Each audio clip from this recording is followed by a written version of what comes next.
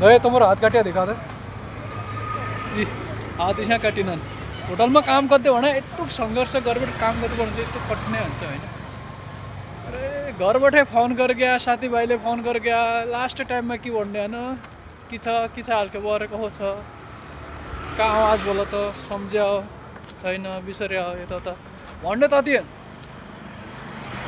होइन घरबाटै मम्मीले कहिलेले फोन कर गया खाना खाइआए त्यही हो क्याद्दा चाहिँ भन्ने होइन हर कोही मान्छेको भनाइ के हुन्छ कि काम कहो छ के छ होइन कति अप्ठ्यारो काम छ भनेर सोध्दैन के कोहीले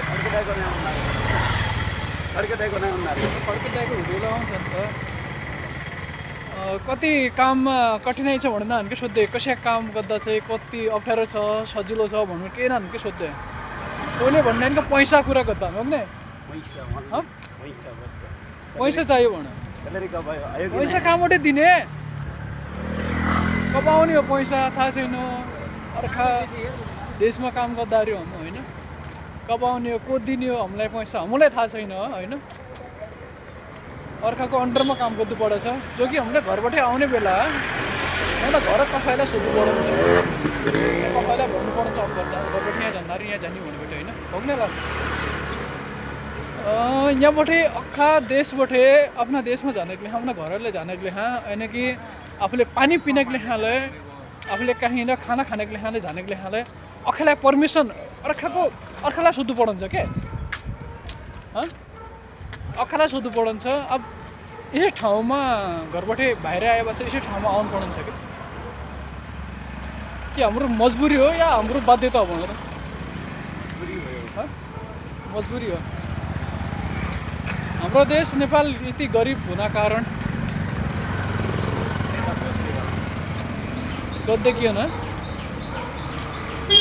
बढी छन् लुटपाट डकैती नेताकै मजा जनता खाडीमा अरे आज बोला के भएर चाहिँ नयाँ नयाँ कुरामा बिहा गर्यो